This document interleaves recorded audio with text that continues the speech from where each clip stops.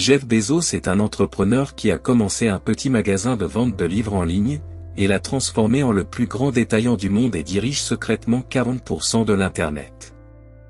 Amazon vaut aujourd'hui plus de 1600 milliards, ce qui a permis à Bezos d'être l'homme le plus riche du monde jusqu'à récemment. Pour mettre la richesse de Bezos en perspective, en 2020, il a ajouté 75 milliards de dollars à sa valeur nette.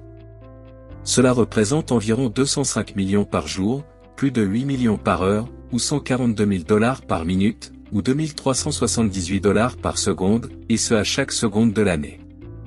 La richesse de Bezos est d'environ 180 milliards, ce qui représente plus du double de la valeur nette de toute la monarchie britannique, soit 88 milliards de dollars. Voici donc les règles du succès de Jeff Bezos. Numéro 1, limite tes regrets. Je suis allé voir mon patron et je lui ai dit, vous savez, je vais faire cette chose folle et je vais lancer cette entreprise de vente de livres en ligne. Et il a dit, ça semble être une très bonne idée. Mais on dirait que ce serait une meilleure idée pour quelqu'un qui n'a pas déjà un bon travail. Et il m'a convaincu d'y réfléchir pendant 48 heures avant de prendre une décision finale. Et donc je suis parti, et j'ai essayé de trouver le bon cadre dans lequel prendre ce genre de grande décision. Et le cadre que j'ai trouvé et qui a rendu la décision incroyablement facile était ce que j'ai appelé, un cadre de minimisation des regrets.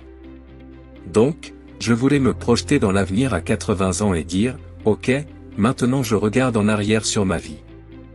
Je veux avoir minimisé le nombre de regrets que j'ai.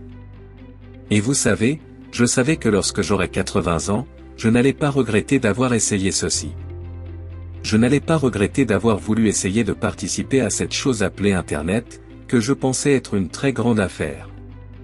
Je savais que si j'échouais, je ne le regretterais pas, mais je savais que la seule chose que je pourrais regretter, c'est de ne pas avoir essayé. Et je savais que ça me hanterait tous les jours. Et donc quand j'y ai pensé de cette façon, c'était une décision incroyablement facile. Vous savez, j'ai quitté cette firme de Wall Street au milieu de l'année.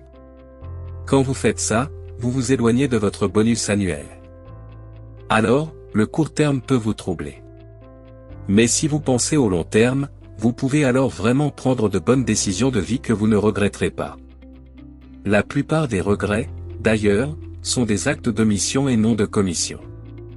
Vous savez, je pense que la plupart des gens quand ils ont 80 ans, vous pouvez faire de mauvaises choses. Vous pouvez aller tuer quelqu'un, et ce serait mauvais, et ce serait un acte de commission que vous regretteriez. Mais la plupart, vous savez, tous les jours, les non-meurtriers ordinaires, leurs grands regrets sont des omissions. Numéro 2, être obsédé par les clients. La sauce secrète d'Amazon, où il y a plusieurs principes chez Amazon, mais la chose numéro 1 qui nous a fait réussir de loin est la concentration obsessionnelle compulsive sur le client, par opposition à l'obsession sur le concurrent.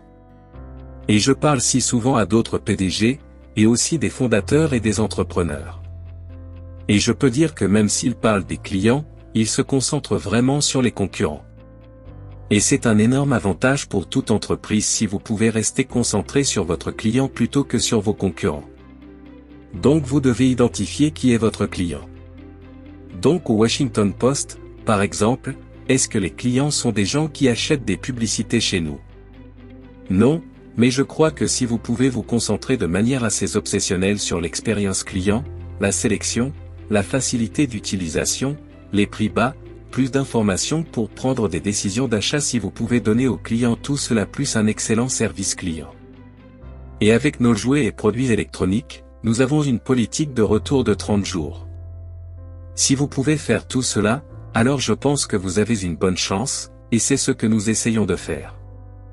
Et ce sont des choses dont je suis très fier, parce qu'avec cet espace de centres de distribution et une demi-douzaine de centres de distribution dans tout le pays, cela nous permet d'obtenir des produits à proximité des clients, de sorte que nous pouvons les expédier aux clients de manière très rapide, ce qui améliore le niveau de service à la clientèle. C'est notre raison d'être. S'il y a une chose qu'Amazon représente, c'est une attention obsessionnelle à l'expérience du client de bout en bout, et c'est ce que disent ces distributions. Mais vous n'êtes pas un pur jeu Internet. Cela n'a pas d'importance pour moi que nous soyons un pur jeu d'Internet. Ce qui m'importe, c'est de fournir le meilleur service client sur Internet. Internet, c'est ça. Vous savez, ça n'a pas d'importance.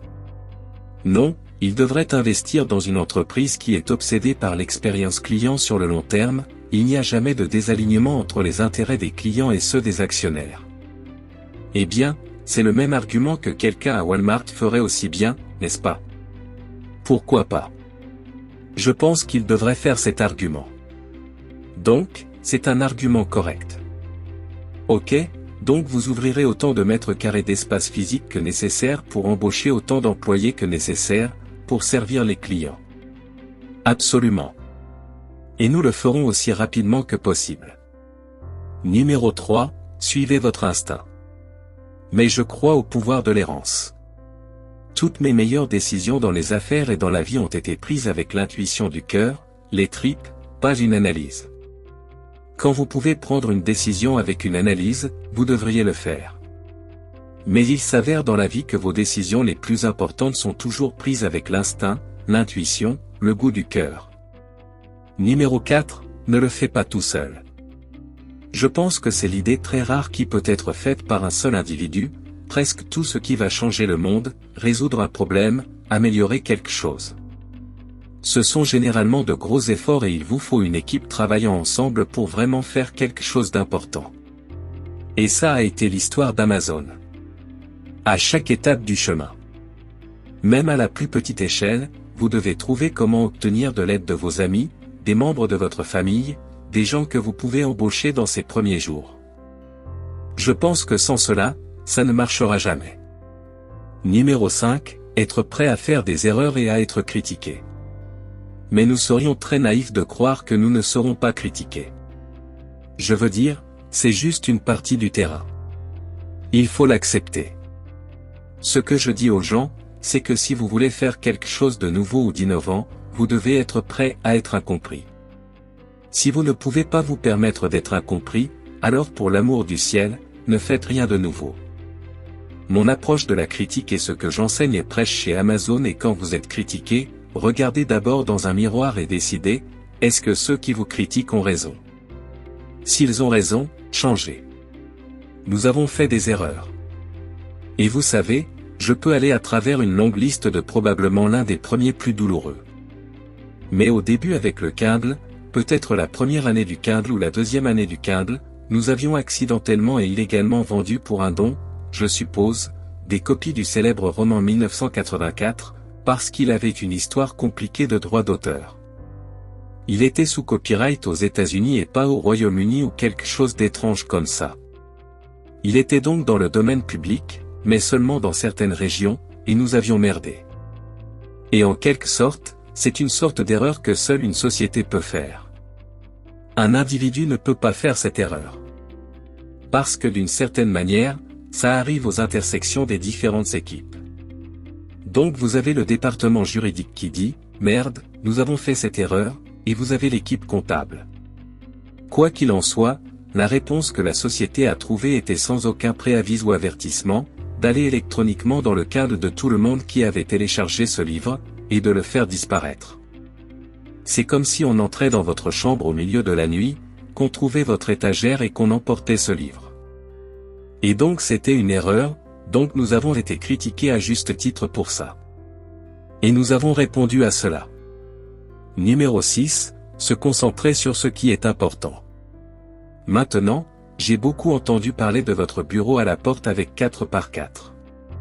Je veux dire, tu peux te permettre un meilleur bureau que ça. C'est un symbole, oui. De dépenser de l'argent sur des choses qui comptent pour les clients et de ne pas dépenser d'argent sur des choses qui, d'après mes calculs, vous valez vous-même quelque chose comme 9 ou 10 milliards aujourd'hui. Très bien, les gars. Faites-moi savoir quel entrepreneur vous aimeriez voir ensuite, et vous pourriez inspirer la prochaine vidéo. Si vous aimez cette vidéo, n'oubliez pas de lui donner un coup de pouce et de vous abonner pour être averti lorsque nous mettrons en ligne de nouvelles vidéos. Et comme toujours, merci d'avoir regardé et je vous donne rendez-vous dans la prochaine vidéo.